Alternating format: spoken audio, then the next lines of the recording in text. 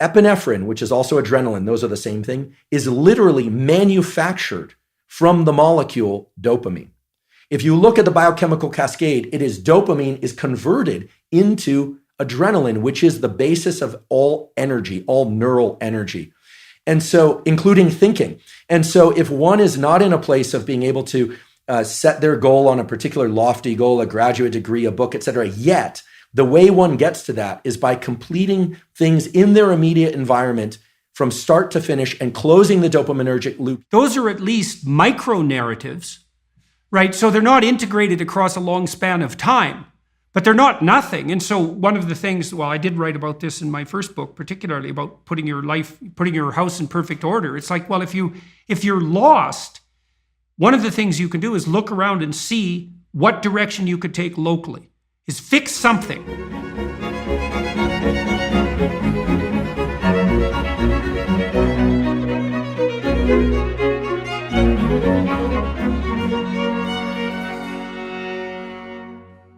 Hello, everyone. I'm pleased today to have with me Dr. Andrew D. Huberman.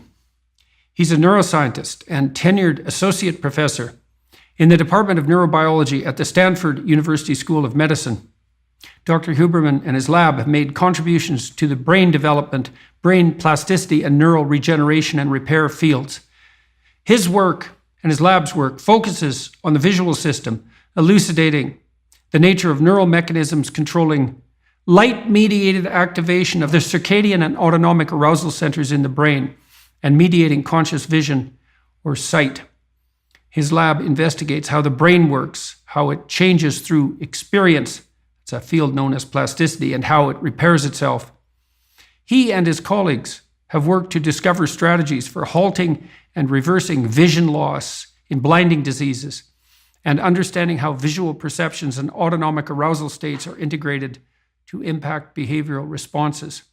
His lab employs a large range of state-of-the-art investigative tools: virtual reality, gene therapy, anatomy, electrophysiology, and imaging and behavioral analysis. In January 2021, Dr. Huberman launched the Huberman Lab podcast, concentrating on neuroscience and other scientific topics. It's done phenomenally well for a detailed scientific podcast, attracting 1.5 million subscribers. It's very good to see you today, Dr. Huberman, and thank you for agreeing to talk with me. Oh, delighted to be here. Your first book, 12 Rules for Life, sits prominently on our bookshelf in our living room, and we've all read it and learned a tremendous amount from you over the years, and certainly feel a kinship because of the shared relationship between university professorship and public education as well. Right. Yeah, well, we've got lots in common. I'm particularly interested in the neurological work that you've done on both anxiety and exploration, although there's plenty of topics to talk about today and plenty of overlapping interests. But it's been a while since I've reviewed the neuroscience literature pertaining to both anxiety and exploration. And so maybe we could start by you laying out what you've discovered and how you're thinking about what you think anxiety signifies, how it's related to exploratory behavior, which I think you described as something approximating courageous approach, although you were talking about mice in that particular paper, and what you're thinking about with regards to the neural basis of these different behavioral responses, behavioral and emotional responses. Sure, I'd be happy to. And I should mention that these days my laboratory mainly focuses on humans. We still do some mouse work, but we, in partnership with people in psychiatry, we're doing essentially equivalent experiments in humans. So I'd be happy to elaborate there.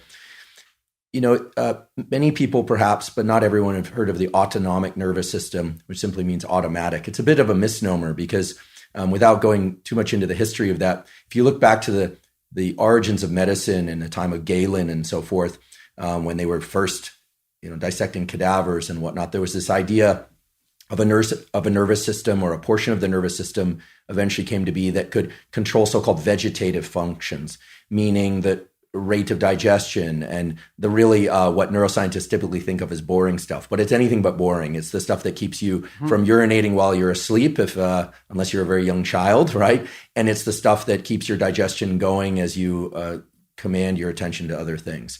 The autonomic nervous... Right. It's all the things It's all the things that are too complex for us to think through. That's right. And they are, as you point out, immensely complex. And, nowadays with all this interest in the gut microbiome and things of that sort, I mean, these are tremendously complicated operations that are happening generally below our conscious awareness and that are indeed vegetative. They can be controlled by emotion. We were all familiar with the idea that when we are emotionally distraught, that our digestion can be different or et cetera. But typically, we can't control, for instance, in a conscious way, the rate of our digestion or the speed of our heartbeat in any kind of direct way. We can have a particular pattern of thought to control those. But in general, those functions were thought to be vegetative and outside of our conscious control.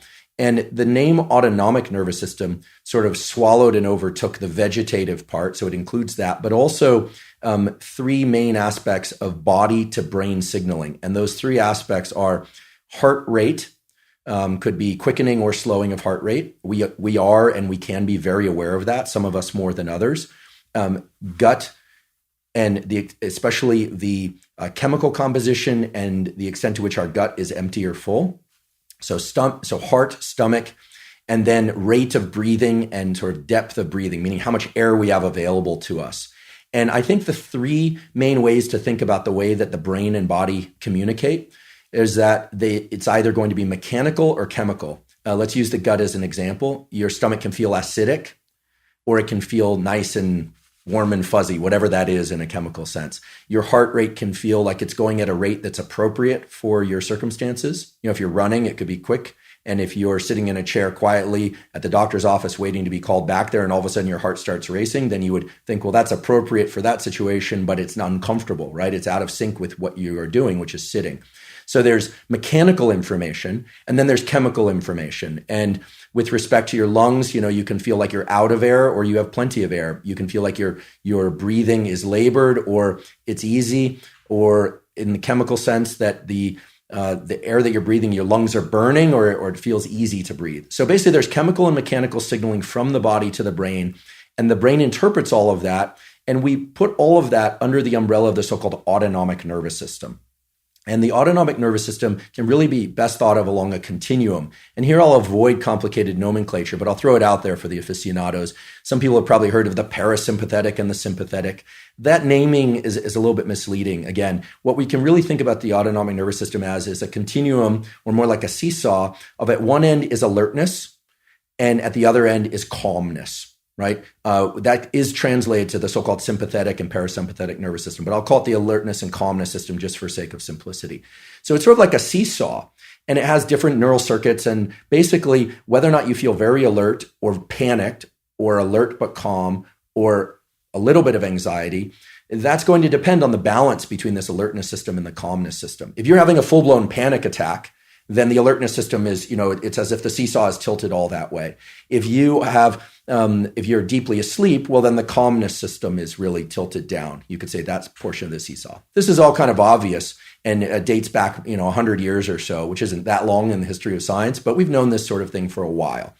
Okay, what's interesting and I think more relevant nowadays is to think about one's own interpretation of those signals and how that relates to anxiety and, as you pointed out, exploration, and then to think about where the nodes of control are. In this seesaw model that I'm putting forward, the seesaw has to include what I would call a hinge, a location in the middle in which you can voluntarily adjust the seesaw to either be more tilted toward alert or more tilted toward asleep.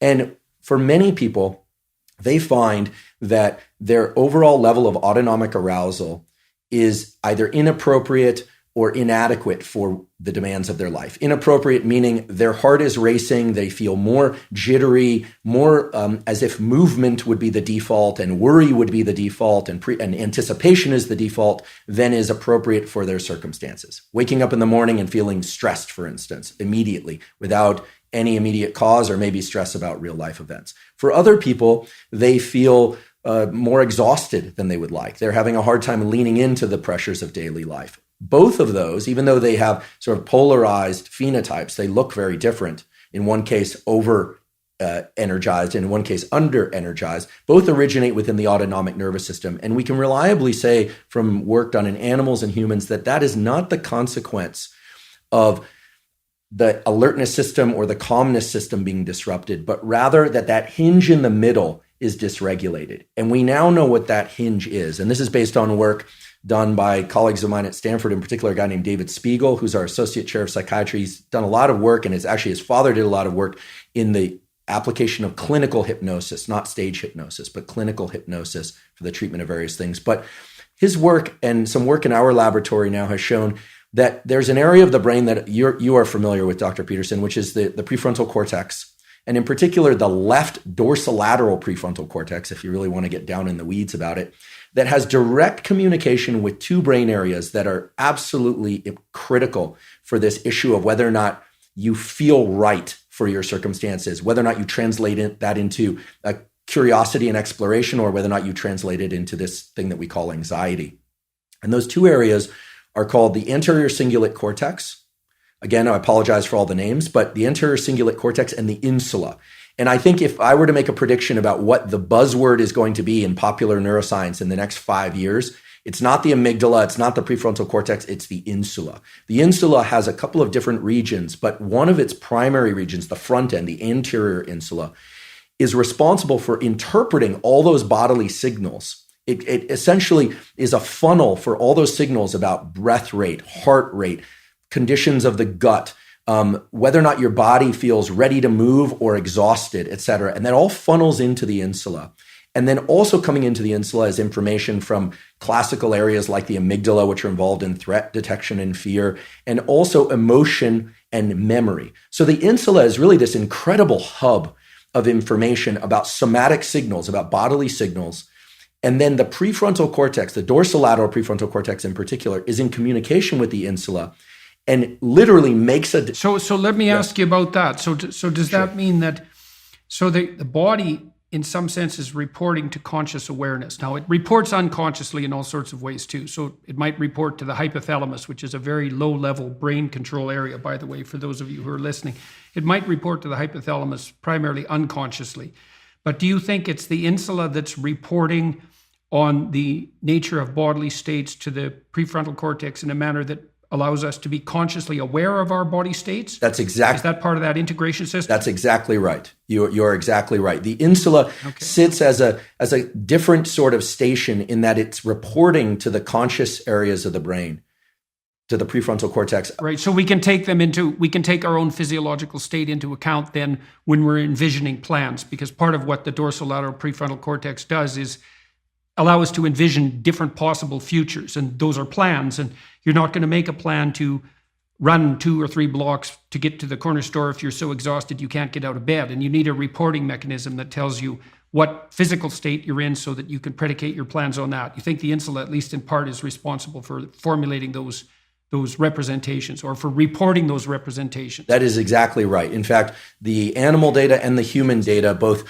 lesion data and reversible inactivation data, support that in humans. So you have that exactly right. And as you mentioned, the prefrontal cortex, it gets sort of thrown out there for everything. I think, nowadays people have probably heard of the prefrontal cortex and people hear about executive function, which of course is true. But if we were to really dial back and say, what is the prefrontal cortex in the position to do?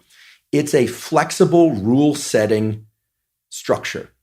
How do we know that? I'm sure you are probably more familiar than I am with the classic Stroop task. You give somebody a bunch of cards with different words on them, and those words are written in different colors, and you tell the person, okay, just read the words to me. Ignore the color that they're written in, just read them. And so they're saying they're cat, dog, shelf, book, professor, student, etc. Then you quickly change the rules and you say, you know what, just tell me the color that the words are written in, but ignore what the words say. And people will do that, but there's a portion of time in which they slow down a bit. It's actually hard because you've done a rule switch. Much of life, as you know, and again, this is more your domain than mine, is about applying different rules in different contexts.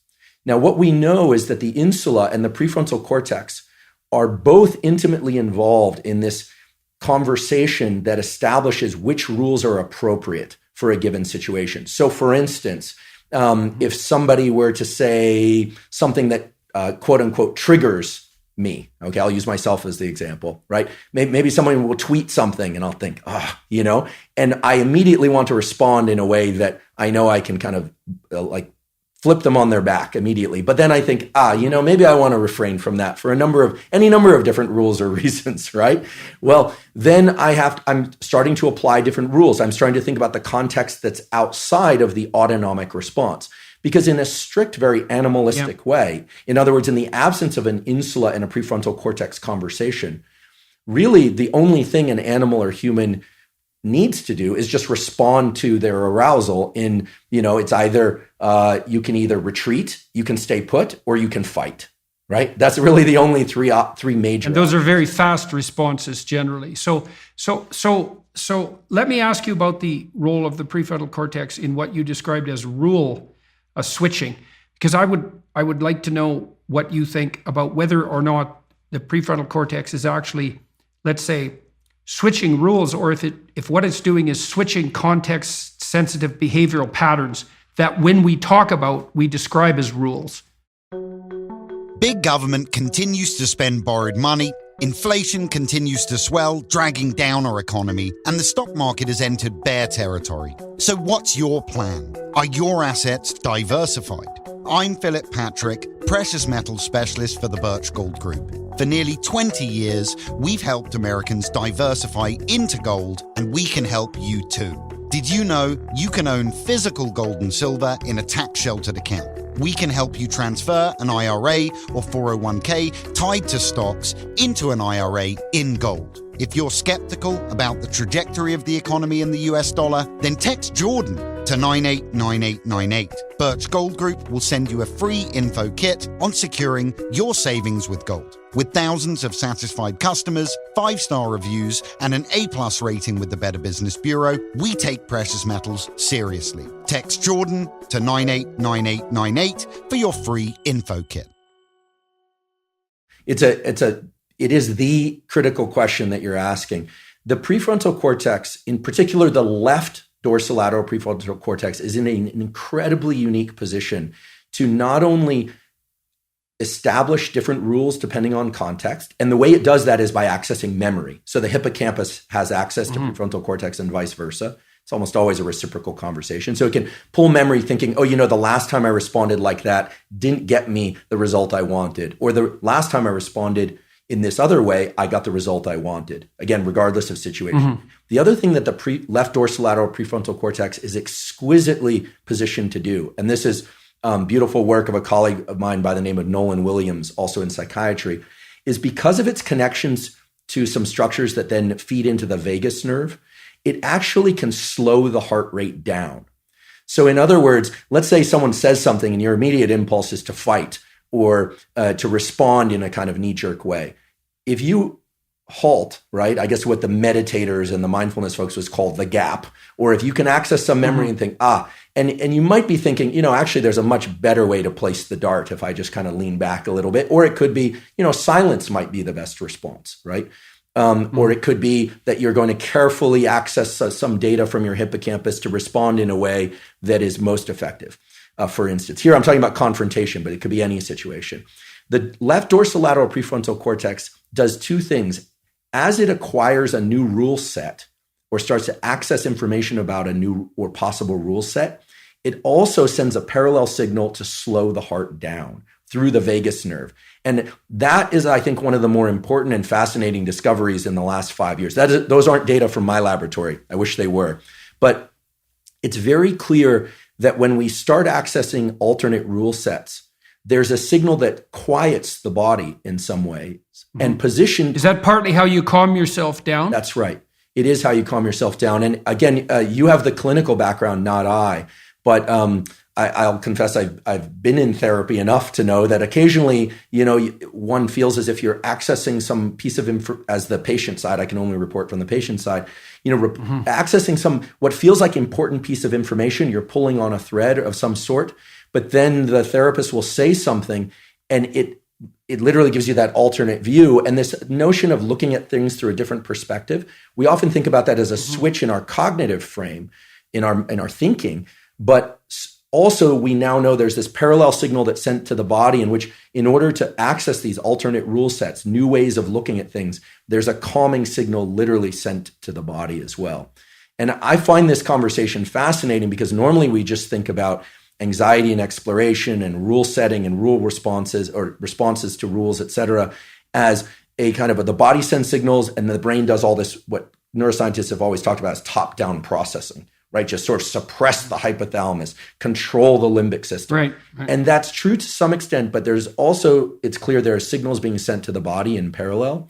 And rather than look at the signals... It's more like conducting than suppressing. Exactly. Like conducting, like an orchestrator conducts. Exactly. And there's a very interesting phenomenon that takes place in people that have chronic anxiety or for people who essentially stop accessing alternate rules and responses to these signals. And this is, I think, what is showing up in chronic anxiety, certainly in certain forms of depression, and when people enter states of rage and dysregulation, is that normally we know based on neuroimaging that the prefrontal cortex is essentially leading the response of this anterior cingulate cortex and the insula. So information is coming up from the body into the insula and then being fed to the prefrontal cortex. But then the prefrontal cortex is actually in a position to lead responses. And it essentially is acting like the coach of a team. And the team is all these structures like the ACC and the anterior cingulate cortex and the insula, the heart rate and so forth. What happens in individuals who have chronic anxiety or damage to the prefrontal cortex or dysregulation of these circuitries is that order actually reverses. The insula and ACC start leading and directing the response of the prefrontal cortex. And I think, we see this I'm sure you've seen this clinically in individuals. And while this isn't necessarily a discussion about society at large, I mean, we see this in dysregulated arguments and dysregulated combat where people is essentially losing themselves and they default to what appears to be very primitive rule set. And it may or may not be the appropriate one. Yeah. But you and I, of course, have the good fortune of knowing a number of people who've worked in special operations and things like that. And you talk to any of those individuals, and they know from experience and from training that their ability to access multiple rule sets and options in the moments of extreme autonomic arousal is actually where their power lies, right? It's or a combat fighter, or let's just take, or in debate, right? Something that you're far more versed in than I am, right? Although I guess every academic has to deal with a bit of that coming up, thesis defense, et cetera. In a really good debate, you can't allow the autonomic response to overtake you, or you lose access to an enormous database that resides in one's hippocampus, and you essentially, one then defaults to the bodily state, right? And this is what we see when we see people become dysregulated in rage, et cetera. So if we were to zoom out and then ask, where is the line between exploration and anxiety? I think that we can check off a few boxes for sure. First of all, that autonomic arousal, this tendency to be more alert or more in action than in non-action, is a very healthy response. I mean, the moment adrenaline is released from the adrenals, and as you know, there's a parallel signal in the brain. You get adrenaline released from the adrenals if you get in a cold shower or somebody says something triggering or you are afraid of heights or something. But the brain has its own kind of adrenaline system, which is this structure in the back of the brain called locus ceruleus. And it basically it essentially sprinklers the entire brain with noradrenaline and adrenaline. It's a very interesting system. It lacks specificity. It basically wakes up the whole brain. If I were to put a little, if I were to label the connections of the locus ceruleus, it's basically connected to everything. It just kind of sprinkles a caffeine-like substance on the entire brain, wakes you up. The adrenals in the body wake up the body. So two parallel systems wake us up. Is that associated with the orienting reflex? Yes. If you orient, does the locus coeruleus wake up the brain? Absolutely. Yeah. So it's a key component of the so-called reticular activating system. Reticular activating system. Yeah. Yep. And incidentally, I should mention this because I was going to come to this later, but I think it's relevant now. If somebody has a lesion in their dorsolateral prefrontal cortex, or if you transiently inactivate it with a technology, a non-invasive technology like transcranial magnetic stimulation, they can now just put a magnet on outside the skull and quiet that area of the brain transiently. In animals or humans, what you find is that person or human becomes incredibly accurate at any motor task. So for instance, if I were to give you a shooter game where you're supposed to shoot targets, and you're shooting targets, you'll have some hits and some misses, like anybody. If I inactivate your dorsolateral prefrontal cortex, your accuracy goes through the roof. It's near 100%. But the one thing you can't do is decide whether or not you're shooting an enemy or a friend. So you can no longer establish rules. You just become very good at execution of the motor behavior. Similarly, in an animal or person without a dorsolateral prefrontal cortex, you see a trade-off there, right, between specificity and flexibility. That's right. And so we see this theme over and over again, where as a purely, sensory motor response machine, the prefrontal cortex isn't even necessary. In fact, if you get rid of it entirely, people become like machines. If I click over here, somebody has no prefrontal cortex, basically everything becomes a stimulus. A puppy, everything's a stimulus. I used to have a bulldog. When he was a puppy, you had to worry about leaving cords out, and everything went into his mouth. By the time he was, a year old, in part because he was a bulldog, he just kind of lay there. Like you could put a toy in front of him and he wasn't into playing and just leave it alone. A baby, everything's a stimulus. Many adults become infant-like in their responses, right? When anxiety is high. In fact, I have a friend who's a psychologist. Tell me if you agree with this statement or not, that anxiety makes children of us all. I don't know if that's true or not, but certainly has been my experience that when feeling anxious, I don't struggle with chronic anxiety, but I certainly have felt anxiety. Well, it simplifies us. I mean, all these underlying emotions and motivational states, these primordial instincts, are simplification mechanisms. And so if we're unable to compute a complex and sophisticated pathway forward that takes multiple variables into account simultaneously, we can't just do nothing. We're going to default to a more primordial and direct state. And then you might say the whole panoply of emotions and motivations lies there at the weight for us to grip our behavior if we're paralyzed by inability to choose between multiple options. And so we do, to the degree that we're simplified by an emotion, then we're reduced to something more approximating an infantile state. If you watch 2-year-olds, and 2-year-olds are particularly interesting in this regard, they basically just cycle through innate motivational states. It makes them really interesting to be around because when they're interested in something, they're 100% interested in it. And then when they're angry, they're 100% angry. And if they're anxious, they're 100% anxious. And tired, they just instantly fall into a coma. And they just cycle through these with no overarching centralized integration. And it's partly because they likely don't really manifest any integrating prefrontal cortical capacity until they hit about 3, where they can start to engage in joint play states with other children, right? And then they can exercise, then they can modulate their underlying emotions in accordance with an abstract representation or goal, sometimes that's jointly shared. That's part of developing sophistication. It's also why the idea that identity is subjectively defined is absolutely preposterous. It's like, it's subjectively defined for 2-year-olds, but it's not subjectively defined for anyone who's sophisticated enough to negotiate with someone else. And so tell me what you think about this. My understanding of the prefrontal cortex is that over the course of evolutionary time, it grew out of the frontal cortex and that out of the motor cortex more specifically. And so the best way to think about what the prefrontal cortex does in some sense is that it generates potential abstract patterns of action. It generates them in abstraction so that they can be assessed before they're implemented. And so it's like it's generating potential future selves. That's exactly right. That's okay. That's exactly right. Okay, and I'm glad you stated it, not I, because you stated it far more clearly and succinctly than I've heard it stated before.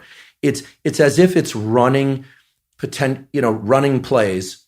I'm using a sports analogy. It's running plays and thinking about potential outcomes.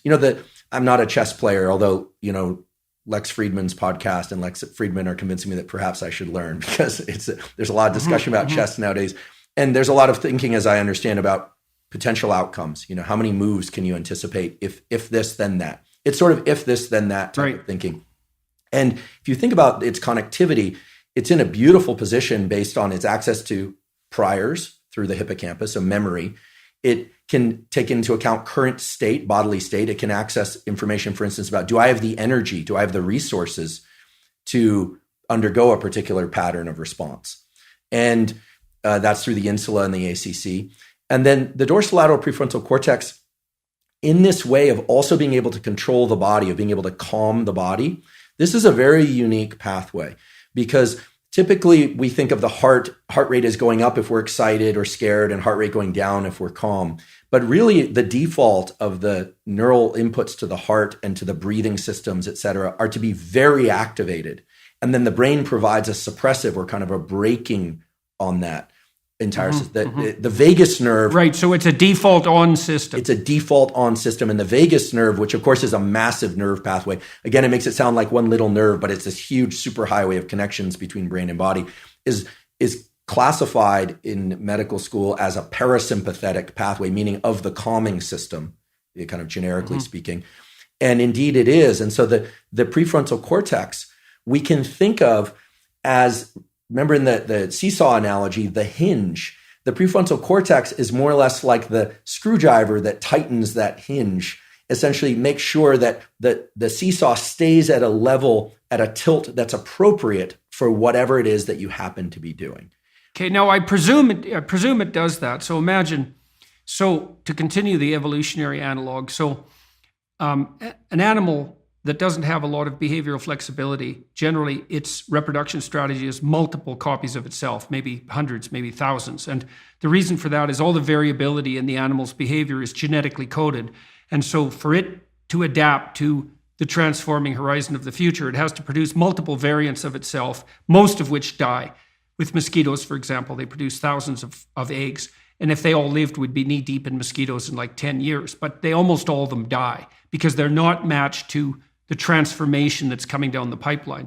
But with human beings, what we seem to have done is evolved a mechanism for manufacturing artificial selves in this game-like manner. And so we can put forward optional selves in abstraction and then kill them off when they're not necessary without us dying. And so the famous quote, I think it was Alfred North Whitehead, was that the purpose of thought was to let our thoughts die instead of us. I love that. And it really makes us unique. Yeah, it's great. It's absolutely great. And then it seems to me too, you tell me what you think about this, is that the abstracted artificial selves, avatars in some sense, that the prefrontal cortex generates, or that it allows these underlying motivational and emotional systems to generate, because they can generate simple avatars by themselves. I think when we describe those, we're telling stories. When we describe one of these alternative modes of action, that's precisely it. It's the verbal description of that is a story. That's right. And you make a very important point, which is that the prefrontal cortex is a rule-changing, alternate self-accessing machine that can also calm the body. And here I'm making up a just so story because, as I always say, I wasn't consulted at the design phase, and so I don't know why it's set up this way. I just know that it is set up this way. One reason to suppress the somatic response, the bodily response, is that tends to be a unitary interpretation, meaning at this moment I feel alert but calm, so I feel good. But I'm guessing there's a lot of signals coming from the body, and in fact there are to my brain, but I tend to just say, I feel pretty good. In fact, I'm very delighted to be here, so I feel good. Or if I'm very tired, I feel tired. Those tend to be very kind of binned responses, and they're fairly generic. Whereas your description of what the prefrontal cortex does, which is an accurate one, I should say, of imagining different selves and different outcomes, almost requires that we suppress how we feel in our body in the moment. I guess we can look to some of our podcasting colleagues like the Jocko Willinks or the David Goggins, who are either forcing themselves or are somehow up at 4:30 in the morning and training, pushing through that, what I call limbic friction. The limbic system is saying, I'm tired or I'm anxious, and going against that.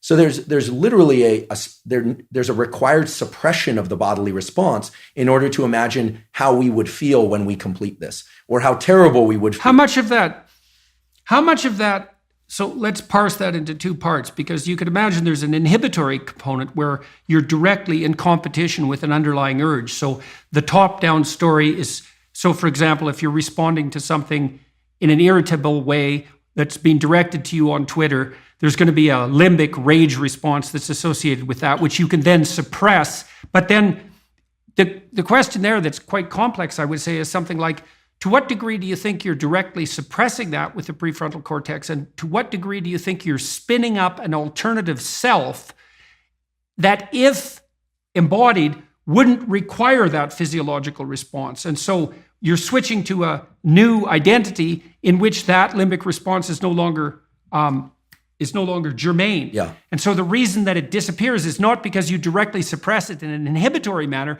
but because you replace what's necessary physiologically given your new understanding of the territory that you inhabit. I think it's some of both, but I've never been able to really wrestle that through. Yeah, so I think what you're getting to is, what we know is that the prefrontal cortex and its associated networks contain a near infinite, if not infinite, set of possibilities, right? I mean, of course, it's bottlenecked by experience and it's bottlenecked by one's imagination. But the number of different possible selves that one could imagine is near infinite if one were to spend time on it. Whereas the number of different bodily states that one can have are actually very finite. And if you think about the autonomic nervous system, and in my laboratory, we've studied this typically in the context of fear and confrontation, that the simplest way to put this in a kind of pop neuroscience way would be to say, we can either be back on our heels, meaning retreating, or we can be flat-footed, sort of calm in our stance, or we can be forward center of mass. We can be in sort of pursuit and or competition. There really aren't other motor responses for an animal, including humans, right? You can either stay put, right, back up, or go forward. And this is... Yeah, well, it's useful for people to know that that's the basic platform upon which emotions are erected too, is that emotions are like signals of those action tendencies, and they are very simple. It's back up, get away, stop, or move forward. And so generally we associate positive emotion with forward movement, and that would be positive emotion that's dopaminergically mediated fundamentally. Right. And then the halting would be, well, it can be calmness because there's nothing to do, but it can also be the paralysis that fear induces. And then panic and retreat are they're sort of on the border between anxiety and pain, I suppose.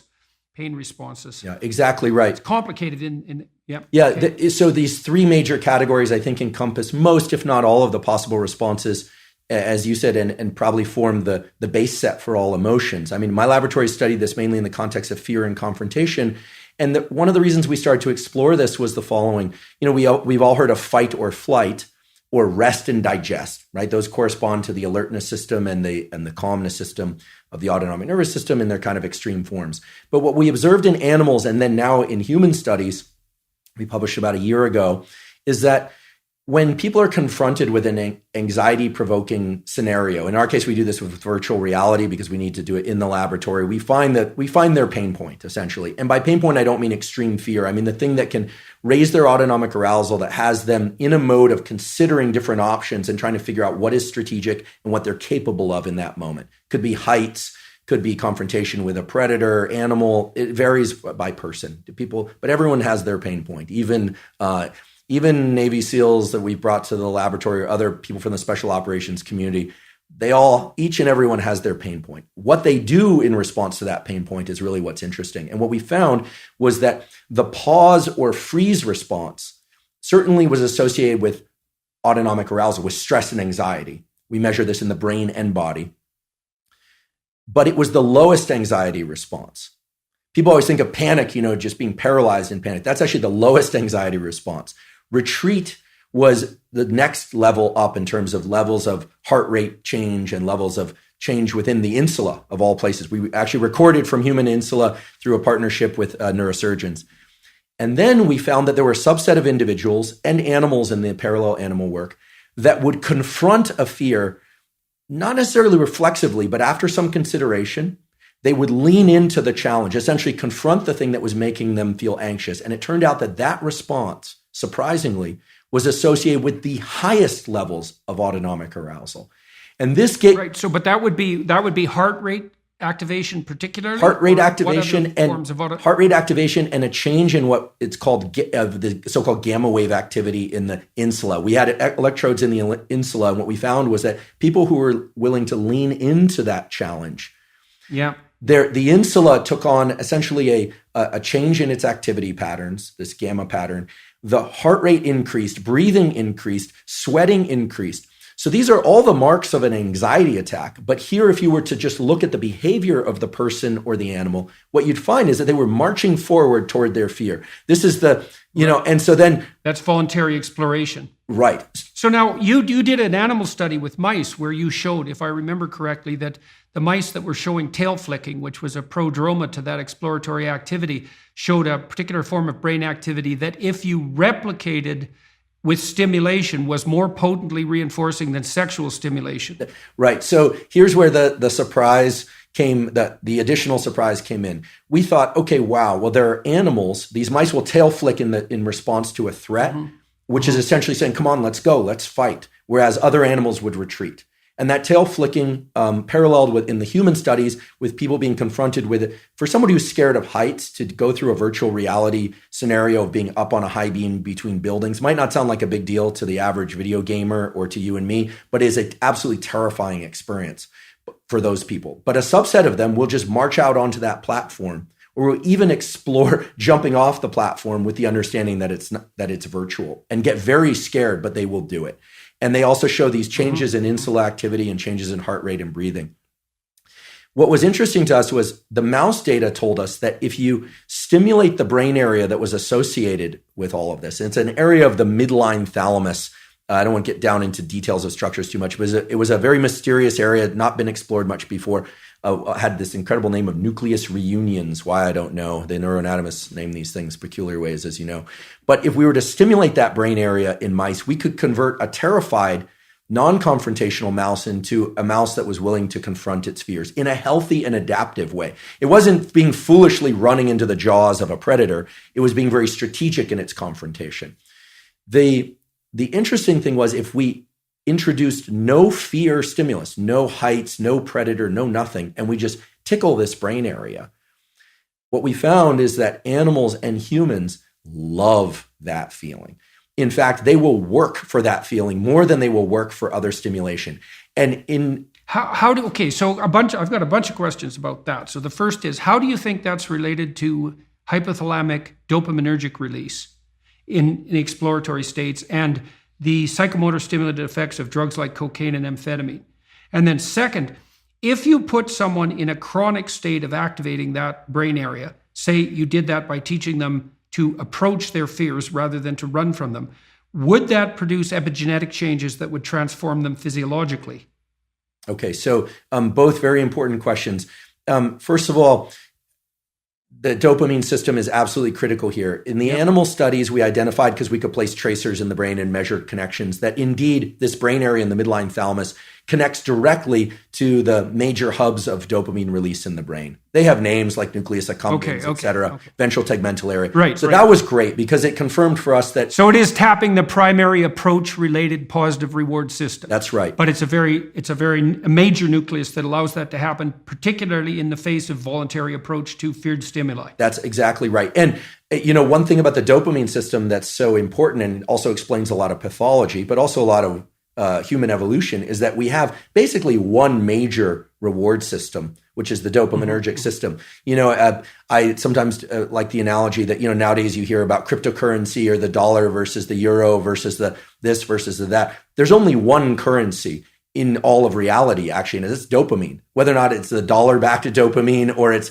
euro-backed dopamine or Bitcoin-backed dopamine, in the end, whether or not someone has $1 billion or $2 is really that currency resides as something that's transacted in the real world, but their notion of power and potential is dopaminergic. And so too, the potential for mates, the potential for food, how much food you have, how much meat you have stored in the freezer tells you a lot about your security and well-being for you and your family, right? And that is translated into a dopaminergic internal representation of how safe and secure you are, et cetera.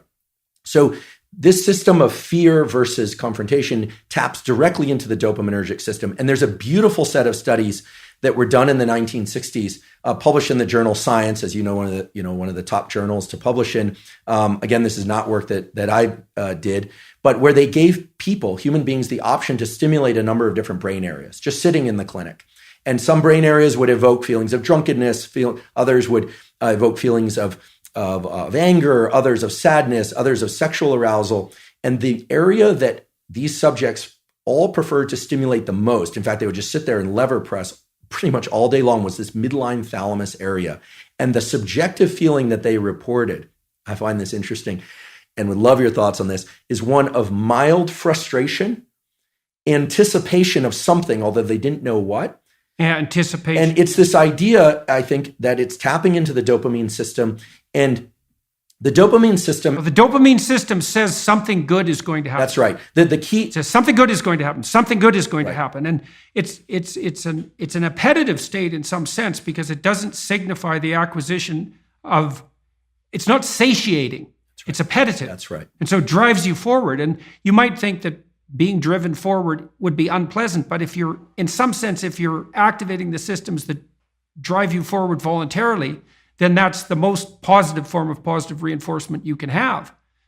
I think I read animal researchers who said that when they watched animals who were bar pressing to receive stimulation in those brain areas, the animals would look forward as if something was about to appear that they wanted to have appear. Incredible. So that was part of that apprehension.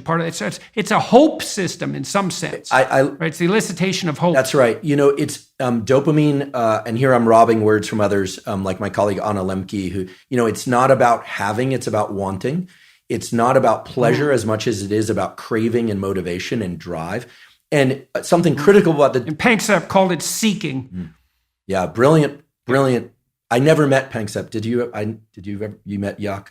I met him online. We were in a neurological chat room, so to speak, for a neuropsychological chat room for about 5 years, and I had a chance to interact with him a fair bit in that. So that was really good. Envious. He's done beautiful work, and thank you for calling people's attention to his work. I know you've done that many times, and such key work. The dopamine system is in touch with the autonomic system, sure, because it has to register success versus failure of some pursuit.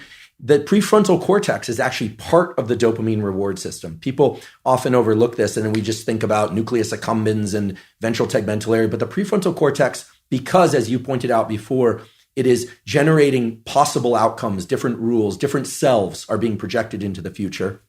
You can think that the 2 marshmallow task, the classic, give kids the option to either have a marshmallow now or wait and have 2 marshmallows, and the cute little videos of the kids, in the room with the marshmallows, sniffing it, talking to it. Occasionally a kid will just stuff it in his mouth. Another child will turn away, delightful, right? And all sorts of ideas have come about how they do in life versus if they can wait or not wait. In any case, that's dopaminergic anticipation. The key thing with dopamine, I think, that encapsulates the most of it is this notion of reward prediction error, which is very simple.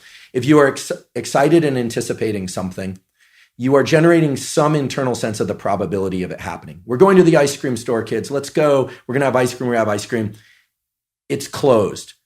The disappointment that they experience actually brings them far lower than they would feel, much more sad than they would feel than had you not told them you were going to get ice cream, which speaks exactly to what you were saying, that it's an anticipation signal. So dopamine's going up, we're going to get ice cream, and then no. So it drops below baseline. They would have been better off being not told they were going to the ice cream store. Just drive right by it. The danger of hope. The danger of hope. If you anticipate that it's going to be open, and again, this could translate to any scenario, and it's open, there's a dopaminergic signal upon receiving the reward, but it then drops a little bit. This is the basis of addiction, actually. Drops a little bit below baseline transiently. So we always think of the ice cream is the reward. Well, actually, the reward was right before you had that first lick of ice cream because you know you're going to get it. This is also true of sexual behavior. It's true of people who sell a company or they're anticipating something exciting, or of a wedding. It also sort of partially explains this notion of postpartum depression, where people are so excited about something, the delivery of a child or something, on the arrival, and then for some reason they feel let down. It's because the anticipation was that great. So many scenarios. There might be an exhaustion component there too. Right. Well, it's also the case, if I remember correctly, that dopamine kick, so imagine what it does is backtrack the neural systems that were activated as the reward was approached. So then it feeds back reinforcement, not reward, but mediates cellular growth and maybe myelinization. It's increasing the efficiency of the neural connections of the systems that were activated just prior to receiving that reward in the order they were prioritized, That's right. in the order they were manifested.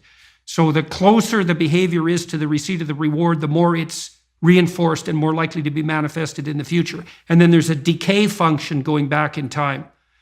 And that's partly how an addictive subpersonality can grow too, right? Because you can imagine that there's a certain state of mind that you're in. Maybe it's a state of something approximating nihilistic hopelessness that grips you every time you're motivated to seek out your favorite drug. And that's fairly far back in the activation chain, but it's there every time you take a hit.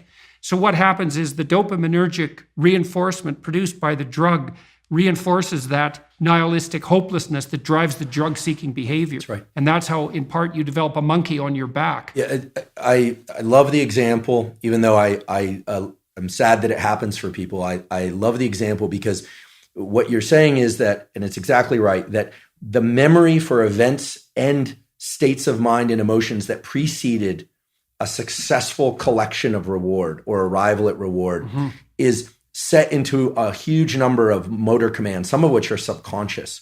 And the ultimate dopamine signal, actually I experienced this the other day. I can give an example. My girlfriend and I decided to go to the beach. We were going to go do this little ritual that we've been talking about doing for a while. And I had on a piece of paper what we had written out we were going to do. And I had it in my back pocket. And we got to the ocean and the sun was setting. It was sort of perfect timing for this. And the piece of paper was gone. And I thought, oh my goodness, how did I screw this up? Like of all the things, I'm supposed to, I'm 47 years old. This is not like I should be able to do this, Get your I act blew together. it. Yeah, I blew it. So I went back to the car, long walk, looking everywhere. It was not a windy day, but I thought, gosh, where's this piece of paper? Looking around, didn't find it. Went all the way back to the car, wasn't in the car, came all the way back. And I was walking toward her. I saw her and I thought, okay, this is really embarrassing. I'm going to just have to wing it or remember. We didn't have our phones intentionally either, so we couldn't look it up. And then I saw the piece of paper on the beach and it was partially buried in the sand. I picked it up and I was elated. What happened there was my dopamine had dropped way below baseline because I was disappointed that I'd lost it, disappointed in myself, et cetera. And then I found it. Right. So your anticipation was for nothing. Exactly. So you got punished by yourself for that. Exactly. Because that should be eradicated. If you're highly anticipatory and it doesn't make itself manifest, then you were seriously wrong. So you're going to take an emotional hit as a consequence of that. I think that's also associated, that emotional hit, that pain that you feel, I think that's actually associated with the beginning stages of the death of the systems that mediated that initial response. Because you should eradicate systems that make you anticipate that don't work, right? And that means those systems, which are already instantiated and alive in some sense, have to decay and die. And it strikes me as highly probable that you're going to pay a price in something approximating pain for the death of those malfunctioning systems. It's also because why wouldn't they fight for their lives to some degree? Why wouldn't they resist the decay and death that might be necessary to keep you going? Why? There should be some pain associated with that logically, because it is a biological transformation.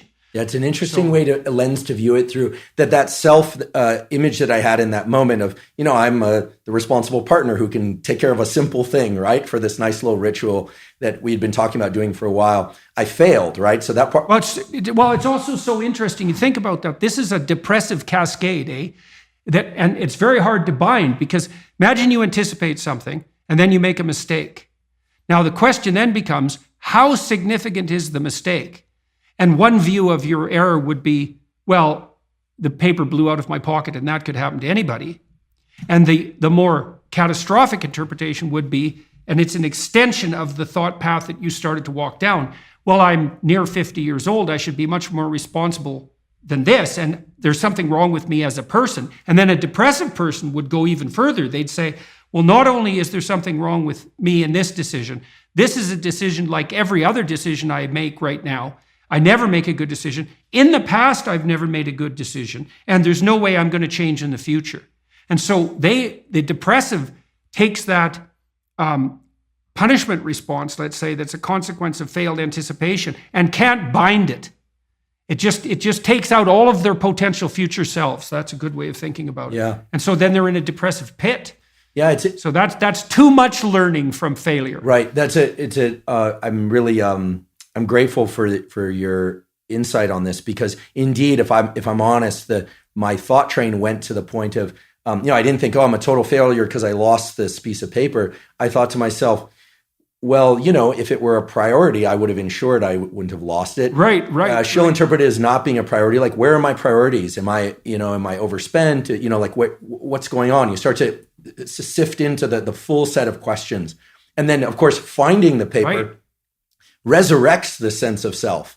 It was, I think it was in that movie, Pulp Fiction. Yeah, well, that binding problem is really tricky, because so there's some good rules of thumb for that, which is, one of the rules of thumb for that's extremely useful, that's socially instantiated, is innocent until proven guilty. Right? So you might say, when those thoughts come up, because they're adversarial and accusatory thoughts, you might say, well, that is part of the realm of possibility, but I shouldn't. When your child does something wrong that's minor, you don't say you're a rotten kid. Right? You bind it. You say, look, kid, here's a bunch of things you're doing right. But in this particular example, specific situation, here's the minimal thing you did incorrectly and how to alter it. And it's a really good habit of mind. It's like to address towards yourself as well as to other people, which is to say, well, what's the minimum crime that I'm responsible for in this moment? And that's part of this miracle of the presumption of innocence, and especially without proof. And a lot of what I did in my clinical practice to people who had a depressive temperament was help them make a case for themselves. It's like, well, maybe you're as bad as you think you might be, but maybe not. Let's take the contrary argument. Let's make you as innocent as you can be in this situation, and only narrow the repair to the absolute minimum that needs to be manifested. Now, some people don't have that problem because they don't have a depressive state of mind, let's say. They're somewhat resilient to the cascading effects of punishment. Those are people who are low in trait neuroticism, by the way. So you could think of trait neuroticism as an index to which the degree failure co-activates punishment across a whole sequence of nested selves. The higher you are in neuroticism, the more likely a given error is to a cascade up the hierarchy of possible selves. And it's a trade-off, because sometimes when you make one little mistake, it is actually an indicator of a flaw in your character. But most of the time it isn't. And it certainly can't be responded to that all the time, because then you'd never be able to make a mistake without wiping yourself completely out. And that's obviously not helpful. Is it fair to say that, at least in the raising of children and maybe in the raising of ourselves, that we should, as much as possible, try and emphasize that errors are due to state, not trait? Yes, absolutely. And you do that in an argument with your wife as well. You want to make it as local and precise as you possibly can. So, and that's also one of the advantages to removing yourself from a rage or an anxiety state, because a rage or an anxiety state is low resolution and global. And so it'll be globally accusatory. And so you want to specify it and think, okay, well, what's the minimum necessary behavioral transformation to ensure that similar mistakes are not replicated in the future? And generally that doesn't require it's like if your roof leaks, you don't have to dig a new foundation. You can just fix a few shingles. And you might think, well, the rain's coming through, so you have to tear down the whole house. It's like, well, no, you have to. And you might panic and run around because the water's coming in, but it's still a bad idea to dig up the foundations every time something trivial maintenance problem needs to emerge. And so one of the things that's very useful to learn is like, well, is this only a trivial maintenance problem? And one of the advantages to that too is that if it's not the collapse of your entire self, let's say, and it's a trivial maintenance problem, you're much more able to activate that courageous response to anomaly that's part and parcel of exploratory behavior and eventual success. So, and part of the trick of many sorts of, well, I would say religious training enterprises, certainly the meditative enterprises, is something like, how do you tell yourself a story, like a real story, though a story that actually works, that's most likely to put yourself in a position where you can confidently approach the thing that's blocking your path? this notion, you brought up 3 points that I think immediately of the related neurology, but I'm going to repeat them back to make sure I understand, because they're very salient in my mind right now, which is this notion of the prefrontal cortex trying different versions of self and working with, contending with bodily states in those moments, and the sort of either death or growth or resurrection of those different selves, depending on the outcomes. Right. The next, this notion of state or trait, I find fascinating. After I found that piece of paper, I felt like I was like the greatest. I got this huge dopamine surge because it's the delta, it's the difference between your baseline and the peak. Yeah, right. So even though I'd lost it, right? I mean, I should have thought, oh gosh, I wasted 30 minutes of our time. But instead, I thought, I found this amazing, and I felt so elated. I think it was the movie Pulp Fiction. I think it was the John Travolta character said something. I'm going to get this wrong, but he said it was almost worth losing that just to find it again. He was talking about something. I forget what it was. Right. And I think that captured it there as well. And then my question is, however, we've been talking about if you lose something or if an outcome was not great, how that can fan out into a kind of overinterpretation of trait and this kind of depressive neurotic interpretation. Mm-hmm. What about the opposite, where certainly for every success that one has, like for instance, if I had not dropped this piece of paper, I wouldn't have thought of it as a great success. I would have just thought of it as what I was required to do in that moment, right? It was sort of just duty, right? And I'm not somebody who celebrates with everything I check off my list. Sometimes, yes, there are bigger things than others, bigger achievements than others. But I could imagine that certain people might overinflate their wins. Manics overinflate. When there it is, the dopamine system. Yeah, again. well, for a manic, every possible self is wonderful simultaneously. And so they're completely fragmented, right? Because every possibility is 100% dopaminergically giving them a dopaminergic kick. And so it's complete positive emotion catastrophe on the manic side. So these systems, they have to exist in such tight balance, right? Because all of your potential positive selves are not to be regarded with exceptional enthusiasm. That's a form of pathology, even though people don't like being treated for mania often, because especially going into a manic state is very enjoyable because it is associated with enthusiasm. And that's all dopamine-mediated positive emotion. But there are problems with positive emotion. And one is, it needs to be judicious and differentiated. You shouldn't be positive about everything, which is why you shouldn't reward children indiscriminately. It has to be targeted. And so when a system loses its focus and target, its capacity to discriminate, then it becomes pathological. And people don't often think of pathologies of positive emotion, but mania is that's definitely what it is. And it makes people impulsive too. And fragmented even in their speech. Like someone who's really manic is a different person every sentence. It's interesting because one thing that we know, again, about the dopamine system, it's about anticipation.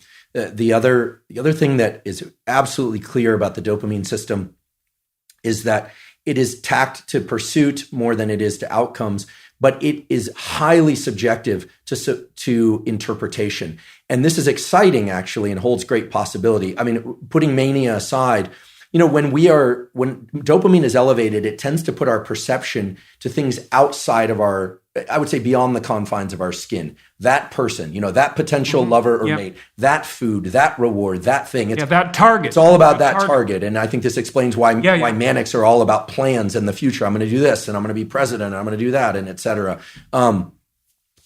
You see the opposite in neuroticism, because one of the cognitive phenomena that loads very heavily on neuroticism is self-consciousness. And so when you fall into anxiety, then there is this internal obsessiveness, which has to do with the panoply of sins in some sense. Which parts of me are malfunctioning and need to be eradicated? And one of the things I used to do with my socially anxious clients, so they would go into a social situation, often with eyes downcast, by the way, and they would be so intensely concentrating on their own internal sensations that they would fail to make eye contact with anybody they were talking to. And then they would be awkward because they weren't reading the cues they could have read if they would have only looked. And then the conversation would become disjointed. And then they would get anxious and fall into themselves, and then it would just spiral. I see. And so one of the things that I taught them to do wasn't to try to calm themselves down, but to try to calm the other person down. So when you go into a social situation, pay more attention to the other person. Like just focus your attention outward. And if the person had any social skill, sometimes I had clients who had no social skills. And so they were anxious socially because they actually didn't know how to behave socially. So then you had to teach them the social skills. But some of them had the skills but wouldn't activate them because they were so neurotically obsessed with their own inadequacy that they failed to attend to the cues that would elicit the proper responses. And all they had to learn to do was watch. And then they would automatically respond because they knew how to have a conversation. This brings us to some of the practical tools that I think my laboratory has been working on, which is, many people have heard about the utility of mindfulness meditation, which most typically is close your eyes, focus on third eye center or your breathing, bring your awareness to your so-called interoception. Perception can be interoceptive from the skin inward or exteroceptive to the world outward.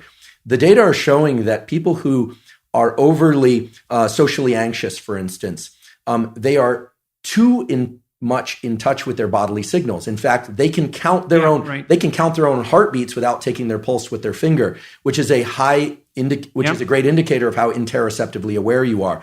Those people would probably be best to avoid inward focusing meditations. Well, it's hard to say, because there may be a variable there that's relevant. See, the reason that socially anxious people are so interoceptive is it's involuntary. Right? They get gripped by the negative emotion, and then that produces this intense, obsessive interoception. That might not happen if they did it voluntarily. I see. Because you're going to activate an entire different system, the one you already talked about. This is why exposure therapy works so well in psychotherapy, is like, well, I'm afraid of something, and if I go near it, then I'm possessed by negative emotion. Well, that's if you go near it accidentally. I'm going to have you go near it purposefully. And what you're going to find is that to the degree that you do it purposefully, that response will be quelled. And that happens. It's extraordinarily reliable. And it does seem to be, this is why I was wondering about gene expression. So imagine that you have someone who's habitually avoidant. And maybe they're avoidant because when they become possessed by negative emotion, they become hyper aware of their internal state and they feel the panic. And so then they freeze or retreat. And they do that constantly. And then they're in this terrible negative emotional state all the time, because every time they see a stimulus that's associated with retreat, they get gripped by these interoceptive sensations. And so you say to them, well, we're going to reverse that. Instead of you being gripped by that, by fiat, by the command of these underlying systems, you're going to expose yourself to that voluntarily. Now, you could imagine that what you're doing is imposing the dominance of that nucleus reunions on the anxiety-provoking systems. And so I'm wondering, if you do that repeatedly with people, not only do they stop being afraid of the things that you're showing them, that you're exposing them to, but they become more likely to approach other things they're afraid of, far more likely. In fact, it doesn't exactly look like people get less afraid at all. It looks like what happens is they learn to get braver, and that generalizes. And so I was wondering, when I was reading your research today, is it the case that if you put someone in chronically and voluntarily into a state where, let's say, the nucleus reunions is activated, that transforms their character at the genetic level so that that's more likely to be the case in the future? So it really retools them all the way down to the DNA. Yeah. Incredibly important question. It's the question. Again, you're asking the exact questions that we're pursuing now. And here's the answer. There are two modes of changing these responses in the neural circuitry. One lies in so-called neuroplasticity, which is could be strengthening of synapses or just reordering of nerve connections. Could be the addition of new cells. There's a lot of excitement about the addition of new neurons, but really that only reflects a small percentage of changes in the brain of adults. It's actually more of the rewiring of existing connections, but the mechanism doesn't matter so much. Something gets rewired such that the response is then different going forward. And indeed, that happens. Any system that taps into the dopamine system, and indeed, everything we're talking about today does, is highly subject to reward-induced neuroplasticity. Yeah. In fact, so much so that some of the best experiments done on this have shown that if you give somebody a drug that transiently increases dopamine, works better if you also transiently increase acetylcholine or something like that as well. But for the next hours, 1 to 4 hours, the neuroplasticity is scaled up, right? It takes many fewer trials or many fewer cognitive behavioral therapy sessions. This has only been done a few times, or many fewer learning sessions to create a permanent shift in the neurology such that... So does that mean that if you believe when you are at the outset of a task that you're doing something important, so you're approaching a valued goal, and you have a lot of anticipation as a consequence of that, does that mean that you put yourself in a neurochemical state that facilitates learning? Absolutely, without question. So if you believe what you're doing is important, if you truly believe that because it's related to an important goal and it's a pathway forward, then that's going to transform into a manifestation of neuroplasticity. Absolutely. And every time I hear about the sort of, woo statements about, I don't want to offend anyone here, but sure, I'll just say, you hear about the secret or manifesting or intention, all of that is it's capturing a fundamental principle of the way that our neurology works, which is that the prefrontal cortex, as a rule-setting but flexible rule-setting machine that taps into the dopamine system, can absolutely adopt new rules for reward release in the brain. Again, there's basically only one reward system. There's also serotonin system, as you know, but the dopamine system is the major currency of reward. So much so that, for instance, everyone knows that food is rewarding. We anticipate food. We eat a delicious steak or something, and we feel rewarded. However, if you are somebody who can attach thoughts such as, fasting is good for me, I'm going to do intermittent fasting, or I'm not going to eat those foods, and therefore I'm going to attach my thinking to the rewards that will come with better health, better aesthetics, etc. The dopamine system responds. It's not just a belief in a narrative. It's a real response. And what actually starts to happen is that people start to enjoy the foods that they are restricting themselves to more. There are actually beautiful data on this from my colleague Ali Crum's laboratory at Stanford, that if you believe a food is nutritious and good for you, it actually has better impact on your physiology. Of course, there are the rules of physiology and nutrition that still apply, right? You can't tell yourself that the garbage is good for you, right? But there's a significant scaling up of the positive response that's associated with dopamine and hormonal cascades, which we can talk about in a moment. In the same way, if one adopts a sort of a Carol Dweckian growth mindset approach, okay, it's not about receiving the reward, that the more strain I feel, the more effort that I'm putting in, the closer I'm getting to my goal, that over time will become a rewarding state such that one will pursue states of reaching. Yeah, well, it should be also proportional to the magnitude of the goal. That's right. Right. And so this is, I think, why people are so obsessed in some sense with the search for fundamental meaning. Because you want to be able to associate. So imagine, this is a good story. So you can imagine two people laying bricks. They're building a gigantic wall. And the one person thinks, oh my God, this wall is going to take 100,000 bricks and I'm laying one at a time and I'm wasting my life away trivially adding to this gigantic brick wall. And what am I doing? This is absolutely miserable, brick by brick. And the other person thinks, in 300 years, this is going to be a cathedral. And so the person in the second state is doing exactly the same thing at a local level, laying bricks, but each brick is related to a very high goal. And that means the reward that's attendant upon the laying of the brick is proportional to the goal, to the to the aim of the entire behavioral process.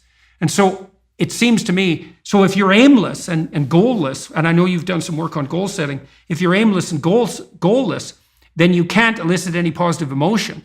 And if your goals are fragmented, which is also what happens if you're aimless or your goals lack unity, if your goals are fragmented, then no given behavioral manifestation can elicit any dopaminergic reward because it's not a step forward to anything desirable. And so there's no positive emotion. And so you can't learn. Well, according to your account, I didn't know that. See, I didn't know that when you put yourself in a state of apprehension in relationship to a valued goal, that your neuroplasticity improves and you can learn better. That's very, very cool. So, because I just developed this app for writing called Essay, and one of the things we do is we tell people that when they sit down to write an essay, that's the most important thing you have to do is you have to have a question in mind that you regard finding the answer to as worthwhile. Otherwise, the whole exercise is a lie. So even if you're assigned a topic, you have to find something within the topic that grips you and provides you with the motivation that's appropriate to move forward with the essay, with the attempt. And it is a lie otherwise. You're wasting your words. You're engaging in futile activity. And you're going to write something dull and terrible, and it's going to frustrate you and bore you while you're doing it. And that's because your own nervous system is telling you that you're participating in something that you have no belief in. And so, but if you're gripped by the questions, like, God, I really want to answer this question. It's like, well, you're in a perfect condition to begin to write an intelligible essay because you actually want the answer. And then the writing exercise is going to be gripping because you're grappling with a real mystery. And that's so cool. If doing that also puts you in a state where you're much more likely to learn, which makes sense, right? Because if you're doing something important and you seem to be moving forward, that's a really good time to learn. Neurophysiologically, that would make, or evolutionarily, that would make perfect sense. Absolutely. You know, the system, the dopaminergic system that we're talking about, anticipation and then action and reward, or in some cases, no reward, right? And the ability to persist toward a goal regardless is a generalizable system. You had that chapter about, get your room in order, right? Get your belongings in order. This is, I think, very relevant right now. Even though it's important to have higher goals and lofty goals, the dopamine system is an incredible system because it is depletable, and yet it's also renewable, and it is self-amplifying. What I mean by that is, let's say that I'm somebody who doesn't know what I'm working toward. I don't have a specific goal or question. By completing even what seem like menial tasks, like making myself a cup of coffee, drinking it, cleaning up completely, drying the cup and putting it back in the cupboard, what happens is even if you make that seemingly trivial goal the goal, in addition to making the kitchen look nicer, it completes a circuit. It closes the dopaminergic circuit. And when dopamine is released, and it will be, maybe not to the same extent as publishing a novel, but to some extent, dopamine amplifies our ability to think into the future, to make additional plans that are unrelated to what you just did, and it literally increases confidence and energy. Why? Well, for the following reason. We all think about caloric energy, but what most people are never taught, and if I had 10 things I could teach people, one of them would be adrenaline, epinephrine, is neural energy. It's your ability to get up and go. It's the thing that makes you jittery when you're a little nervous, but it's also what allows you to move forward, to go out for a run, to pursue any goal, cognitive or physical, etc. Epinephrine, which is also adrenaline, those are the same thing, is literally manufactured from the molecule dopamine. If you look at the biochemical cascade, it is dopamine is converted into adrenaline, which is the basis of all energy, all neural energy. Right. And so, including thinking. And so if one is not in a place of being able to set their goal on a particular lofty goal, a graduate degree, a book, etc., yet the way one gets to that is by completing things in their immediate environment from start to finish and closing the dopaminergic loop. You literally... Yeah, well, those are at least micro narratives. That's right. Right, so they're not integrated across a long span of time, but they're not nothing. And so one of the things, well, I did write about this in my first book, particularly about putting your house in perfect order. It's like, well, if you're lost, one of the things you can do is look around and see what direction you could take locally, is fix something. And I used to tell my clients, this is a very good thing to know. Find something that you could do that would make things better that you would do. And there's a humility in that too, because especially if you're in a low energy state, it's like, oh my God, I don't have enough energy to make dinner. It's like, do you have enough energy to put a fork on the table? And sometimes people are so depressed that that's really all they can do. It's like, can you take a small step forward, no matter how small that is? And so I knew that adrenaline was a byproduct or down the biochemical chain from dopamine, but I didn't get the significance of that fully. So basically what you're saying is that if you implement a micro routine, even something like washing a cup and putting it back in the shelf, and that's a good thing because you have a shelf and there's cups on it, you've already decided that's an appropriate way to live, is to have your coffee cups on a shelf. If you go ahead with cleaning out the cup and putting it on the shelf, then you've taken steps towards a valuable micro goal. You get a dopamine kick from that. That transforms itself into adrenaline and energizes you. Which then, so that's partly the reason that it has an antidepressant effect. That's right. And then you can lean into another behavior. I mean, some of the more successful classes of antidepressants, again, not for everybody, are the ones of the dopaminergic, adrenalinergic variety, right? Things like bupropion, as opposed to, there's a lot of debate about SSRIs. They tap into a different system. You asked about gene expression changes.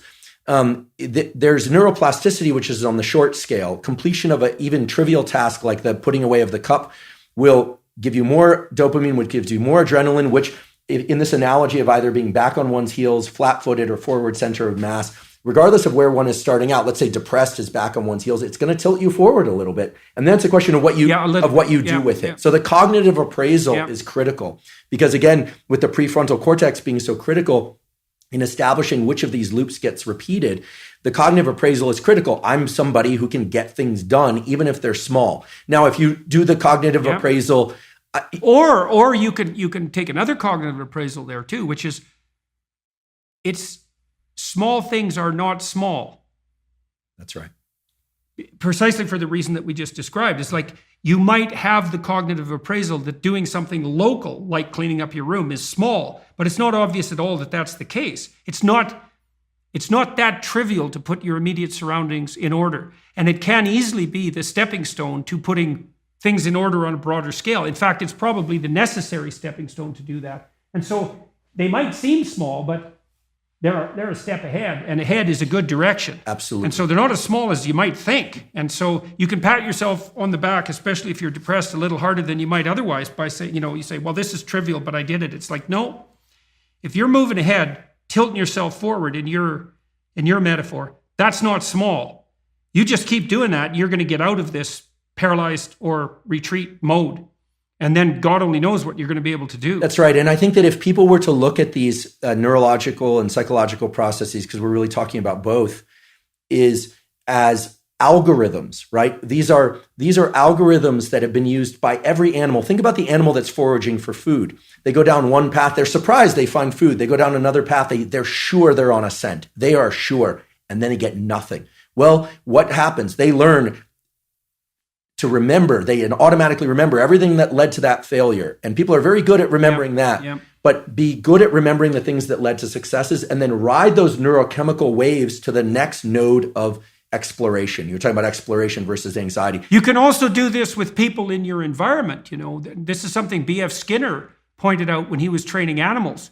He said, you can use threat and punishment to train animals. But he said the most effective mode of training isn't that at all. You use sustained attention and reward.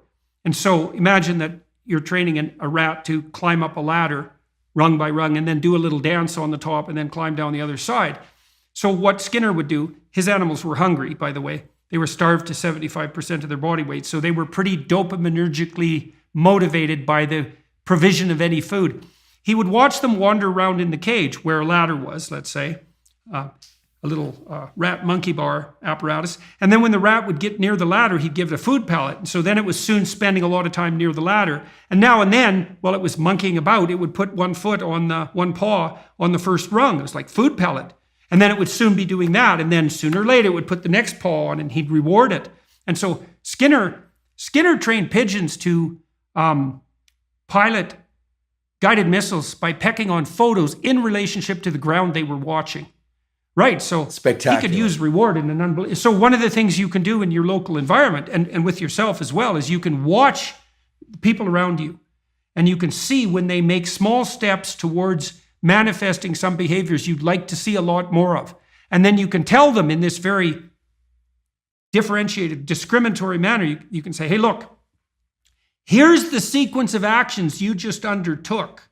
I saw that. I noted the process, and here's the delightful outcome. Good work. And man, if you do that repeatedly to people around you, and you don't want to do this in a fake or manipulative way, but if you're attentive to what people are doing that's good, and you mark that with a reward, man, you produce behavioral transformations at a rate that's just beyond belief. I love it. And everyone feels great about it too. Yeah, it's really a good habit, man. It's giving credit where that's separating the wheat from the chaff in the truest sense. to give credit where credit is due. Yeah, the behavior... And you can imagine you're facilitating growth in the manner that you just described.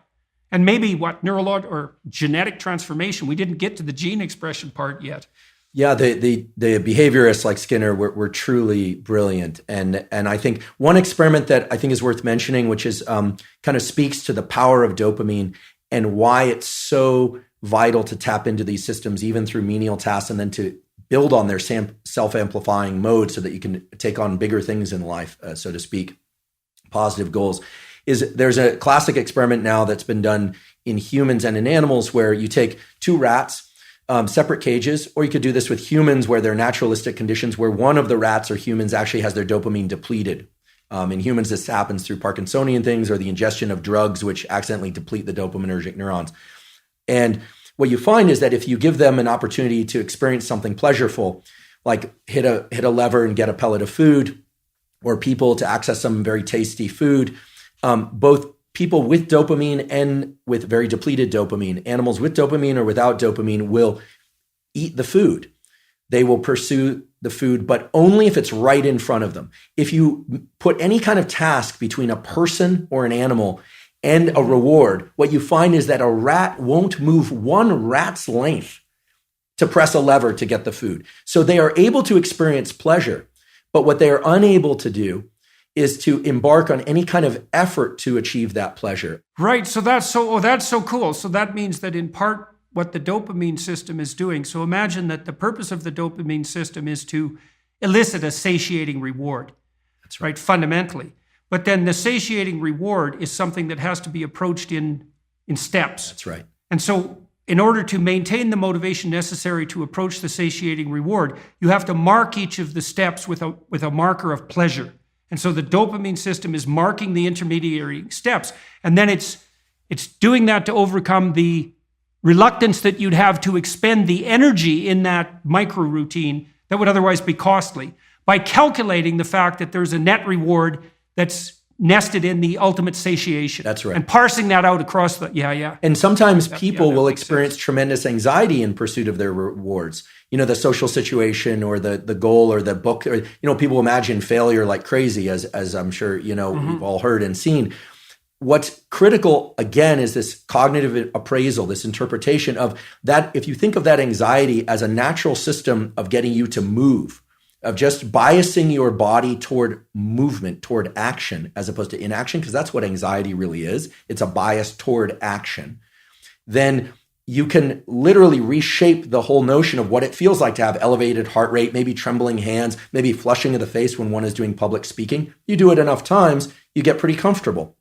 Now, there are situations in life, I should just mention, such as sleep deprivation or in particular, that tend to make this whole set of systems with prefrontal cortex and limbic stuff and ACC and insula kind of dysregulated. It makes it harder to manage. That goes without saying, right? The quickest way to peel somebody apart is to sleep deprive them for 2 or 3 nights. One night, you're probably fine. Right. So, all the basics of self-care, of good nutrition, social connection, sleep, exercise, sunlight, those still apply. I just want to mention that. I want to make sure I answer your question about gene expression and permanent changes, because I've failed to do that thus far. One of the things that is absolutely key about the dopamine system is that it has a fast component. Dopamine is released, more adrenaline, aka epinephrine, can be released, and you can, this sort of upward spiral of energy and sort of success with the occasional drops, right? I mean, nobody succeeds in every task, right? Sometimes the phone rings or the doorbell rings and you fail. Goodness, you fail to clean the cup. You come home, like, are you going to crash into a puddle of tears? No, you just clean it then and then put it away, right? Of course. But there's a slow system associated with achieving wins, even small wins. And that slow system is in the form of hormonal control that then translates to gene control. So 2 hormones in particular, testosterone and estrogen, which are present in both men and women, males and females, of course, but to varying degrees, are both secreted when the dopamine system is activated. This has to do with the relationship between dopaminergic neurons and the pituitary gland, which releases gonadotropins and luteinizing hormones, which then stimulate the testes and the ovaries, et cetera, to release the so-called sex steroid hormones. The sex steroid hormones, testosterone and estrogen, of course, are involved in reproductive biology, but they are both vitally important, provided they are in the proper ratios, for motivational biology. And for the following reason: the steroid hormones are so-called lipophilic, and they can cross from the outside of a cell through the cell membrane to actually into the nucleus of a cell and control gene expression.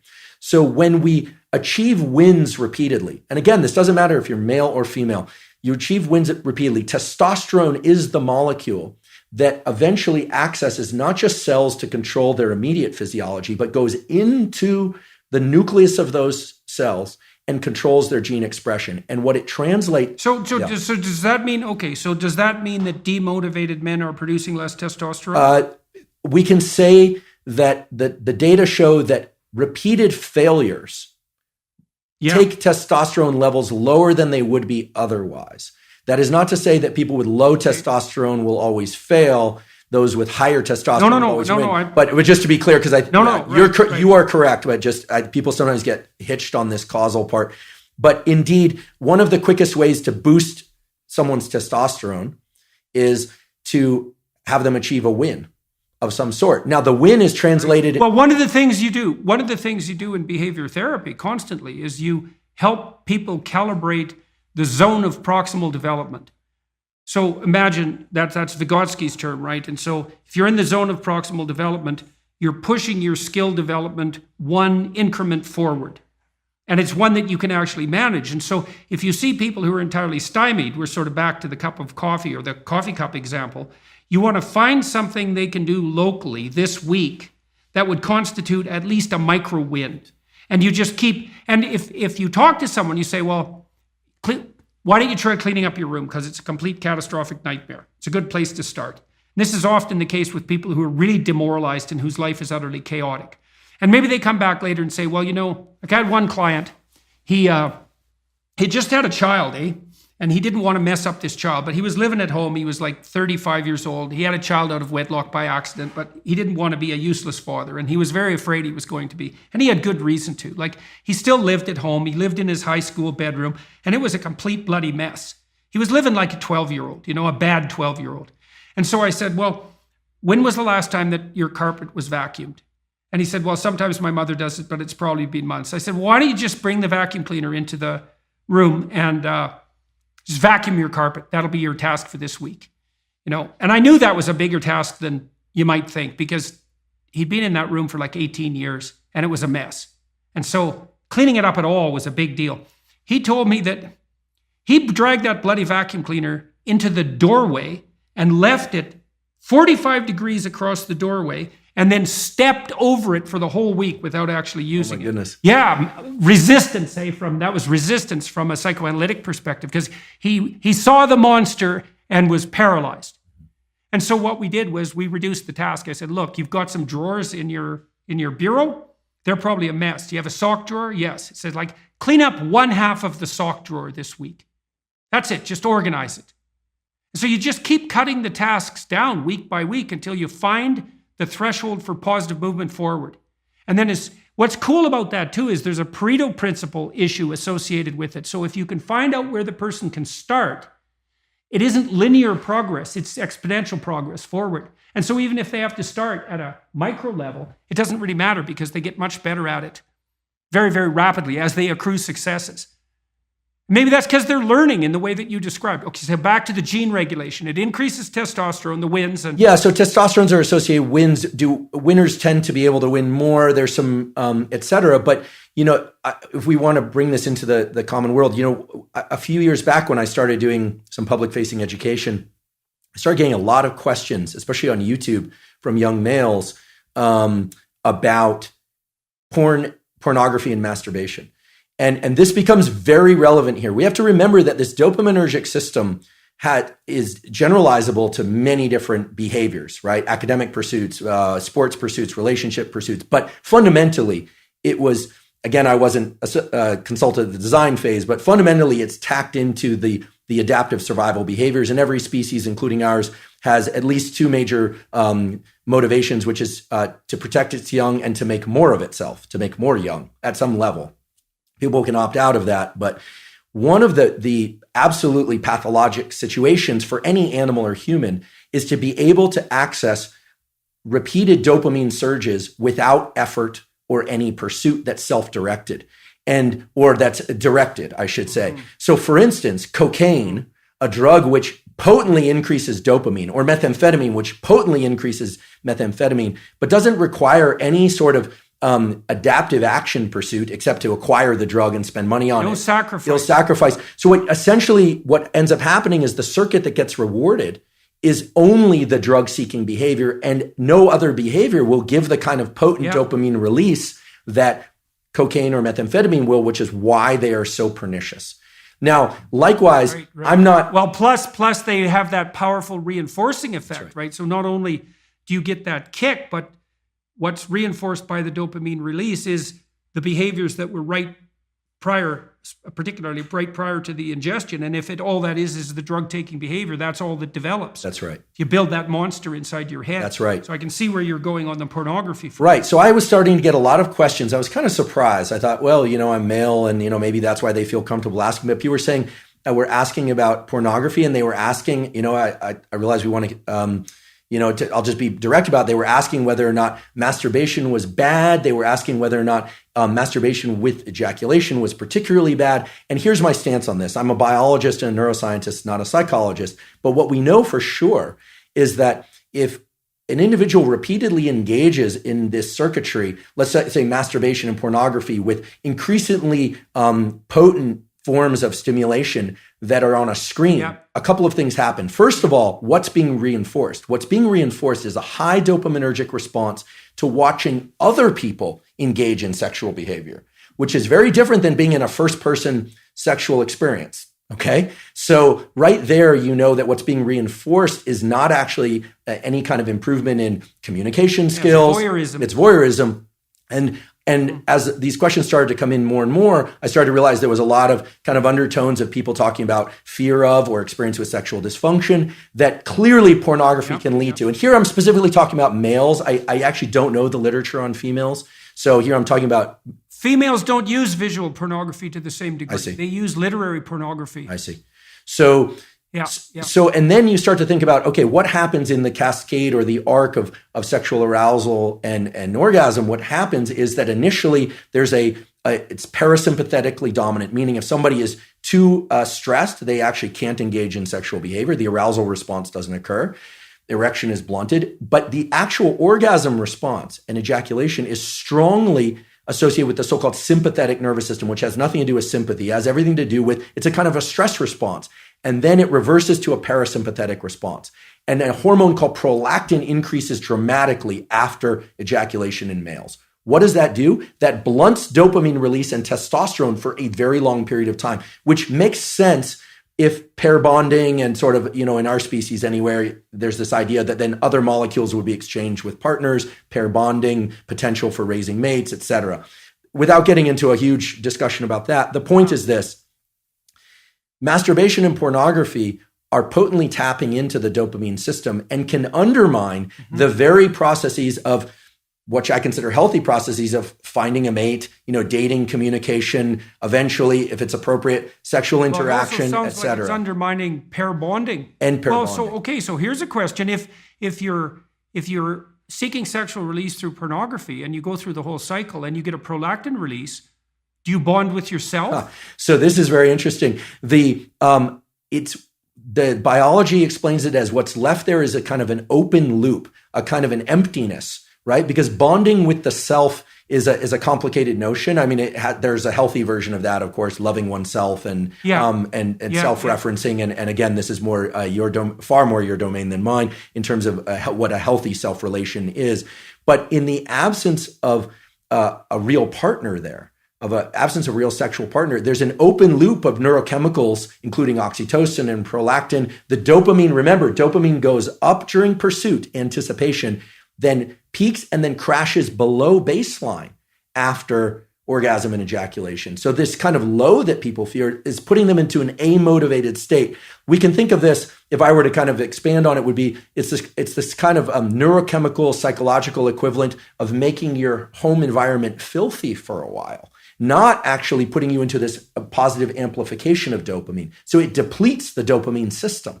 And it's likewise in drugs of abuse and addiction, it eventually depletes the dopamine system. Initially, there's a huge dopamine surge with drugs of abuse like methamphetamine and cocaine. But over time, people are using more and more to achieve what is not such a great high. You even see this a little bit with kind of consumption of energy drinks. Like people are taking more and more chemicals within their energy drinks, and they're thinking about loud, fast music, energy drinks. It's kind of stacking of dopaminergic tools. Now, that's not as pathologic. In fact, there are some energy drinks I'll occasionally drink, and I enjoy them. I don't think we need to be entirely afraid of pursuing or engaging in things that release dopamine. Obviously, healthy sexual behavior, food that we love, social engagement, all of these things can be dopaminergic. It's the big peaks in dopamine that are not associated with any prior effort or organization of self that are particularly dangerous for the human being. Yeah, well, you could see that's a cardinal danger of affluence. Then that's right. This is why the children of right? That's right. You cannot get rats addicted to cocaine if they live in their natural environments. Is that right? You can only get rats addicted to cocaine if they're isolated rats in a cage. Yeah, they won't bar press for cocaine in a natural environment, and it's because they have alternative sources of dopaminergic gratification. Very interesting. So, it's very interesting. Yeah, the children of very wealthy people who are overindulged, I've seen that many times, many times, and it is a very sad sight. Well, they're not optimally deprived, eh? And that issue of optimal deprivation, that's a killer issue for an affluent society. We're going to have to stop because it's been more than an hour and a half, and I don't want to stop because there were a bunch of things I wanted to talk to you about. And I should let everybody know who's listening. If you go to Dr. Huberman's podcast, you can hear him discuss some of these things. We were going to talk about dreams, sleep, rest, and learning, because we didn't talk about the relationship between dreams and learning and reinforcement, which I'd love to talk to you about. We didn't talk about fasting. We didn't talk about physical health, aging, and how to ameliorate it. We didn't talk about salt. We didn't talk about flexibility, and we didn't talk about gratitude. So I would say we should probably do another podcast at some point. I would also tell everyone who's watching and listening that Dr. Huberman invited me onto his podcast. And so some of these things we can discuss when that happens, because I would like to have that happen. I look forward to that. I would also like to, it'd be good. It'd be good. We obviously have lots to talk about.